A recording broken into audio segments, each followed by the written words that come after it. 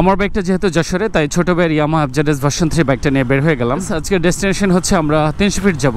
আছি ড্যামরা রামপুরা রোডে, মেহেন্দিপুর এলাকা আছি। আকাশের অবস্থা দেখে আসলে বোঝা মুশকিল যে বৃষ্টি হবে কি হবে না। তারপর আল্লাহর নাম নিয়ে বের হয়ে গেলাম। আমার রেইনকোট, আমার বাইক, হ্যান্ড গ্লাভস, আমার হেলমেট, এভরিথিং যশোরে রেখে আসছি যেহেতু ভাবলাম একটু পূর্বাচল যাই। অনেকদিন হলো পূর্বাচলে যাওয়া হয় না, একটু পূর্বাচল ঘুরে টুরে শহরের ভিতরে একটু সিটি রাইড টাইড দিয়ে তারপরে ব্যাক করি। এখান থেকে বাংলাদেশ মতিঝিল ব্যাংকটা স্পষ্টভাবে দেখা যায়। হয়তো আর কয়েক বছরের মধ্যে এটা ভ্যানিশ হয়ে যাবে, এখানে আর দেখা যাবে না। অর্থাৎ এই এলাকাটা ফাঁকা থাকার কারণে শহরটা স্পষ্টভাবে লক্ষ্য করা যায়। তবে বৃষ্টি যদি না আসে, ওয়েদারটা আসলেই চমৎকার, অনেক সুন্দর। এই রাস্তাটা কিছুটা ঝুঁকিপূর্ণ, টুকটাক দুর্ঘটনা কিন্তু মাঝে মধ্যে হয়, যেহেতু মাঝখানে কোনো ডিভাইডার নাই। কাজে আমি কিছুটা নিয়ন্ত্রিত গতিতেই রাইড করতে চাই। ড্যামরা থেকে রামপুরা যাওয়ার পথে ত্রিমোহনী নামক এই এলাকাটার এই রাস্তাটা অনেকদিন থেকে ভাঙা এবং খুবই বাজে অবস্থা, ভঙ্গুর। পুরো রাস্তাটার মধ্যে এই জায়গাটা হচ্ছে অনেকটা ক্যান্সারের মতো। দেখেন না, এই যে ছোট ছোট গর্ত এবং ইটের রাস্তা, গাড়ি বা বাইক যথেষ্ট শেক করে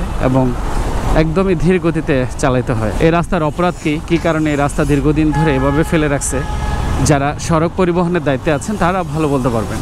অনেকটুকু পথ, সেই ত্রিমোহনী থেকে ওই সামনের বাগানবাড়ি পর্যন্ত এই পুরো রাস্তাটার একই হাল, একই দশা। বনশ্রী রাস্তা মোটামুটি পিছনের রাস্তা থেকে অনেকটাই ভালো। এগুলো পার হয়ে ভাবতেছি সোজা চলে যায়, যাই না রাস্তায় জ্যাম পাবো কিনা। ভাবলাম একবার গুলশান হয়ে ঢুকে যাব, পরে আবার মনে হলো যে না, এই রামপুরা বাড্ডা এলাকার রোড দিয়ে চলে যায়। এইভাবে ভাঙাচোরা বাস দিয়ে ধুকে ধুকে এই শহর আর কতদিন চলবো। বাসের ধরন দেখেন না, পিছনে কিচ্ছু নাই, দুটো রড বের হয়ে আসছে। উঠে গেলাম পূর্বাচল এক্সপ্রেসওয়েতে, যেখানে রাইড করে একটা অন্যরকম প্রশান্তি অনুভূত হয়, অন্যরকম একটা শান্তি কাজ করে। রাস্তার মাঝখানে দুই পাশে ডিভাইডারে সবুজ গাছগাছালি, একই দৃশ্য দেখা যায় মাওয়া এক্সপ্রেসওয়েতে। আমি একটু লেফট সাইড দিয়ে রাইড করতেছি স্লোলি। এই গাছগুলো দেখতে দেখতে যাচ্ছি, সম্ভবত এগুলো সোনালী গাছ। বর্ষার বৃষ্টিপাতের পরে পূর্বাচল এক্সপ্রেসওয়েটা এত সুন্দরভাবে সাজছে, সবুজের ফাঁকফোকরে হলুদ, সাদা, লাল, নীল, বেগুনি বিভিন্ন রঙের ফুল গাছ, যেটা অন্যরকম একটা বাড়তি সৌন্দর্যের মাত্রা এনে দিচ্ছে। স্পিড অ্যাডজাস্ট করে চালাচ্ছে, যেহেতু কোনো ধরনের তাড়াহুড়া নাই, কোনো ব্যস্ততা নাই। ওয়েদারটাকে বলা যায় খুব ভালোভাবে গায়ে মাখিয়ে আস্তে আস্তে রাইড করতেছে।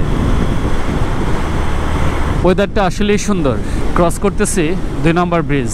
পূর্বাচলে যারা এখনো আসেন নাই, শুধুমাত্র ভিডিও দেখে পূর্বাচলের ফিলটা বোঝার কথা না। একটু পরপর সাইনবোর্ডে লেখা আছে যে কোন ধরনের ভেহিকলসের কি ধরনের স্পিড থাকবে। সোজা না গিয়ে আমি ঢুকে যাব হাতের বাঁ দিকে। বাসা থেকে যখন বের হয়েছি তখন মেঘাচ্ছন্ন একটা ওয়েদার ছিল, বাট এখন সানি ওয়েদার, ভালো লাগতেছে। কারণ সূর্যের আলো, ঠান্ডা বাতাস, আকাশে মেঘ, সবকিছু মিলেমিশে ওয়েদারটা খুবই চমৎকার। আমরা ঢুকে যাব হাতের বাঁ দিকে।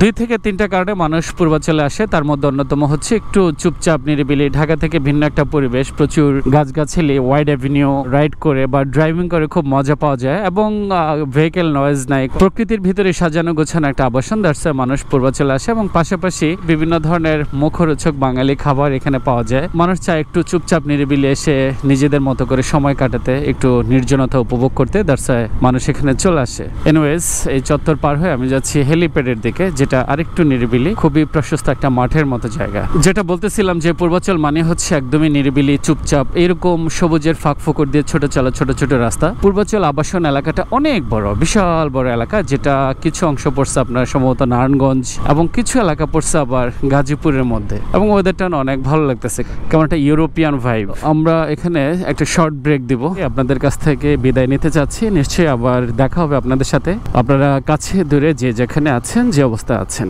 প্রত্যেকেই ভালো থাকেন, সুস্থ এবং নিরাপদ থাকেন। আল্লাহ হাফিজ।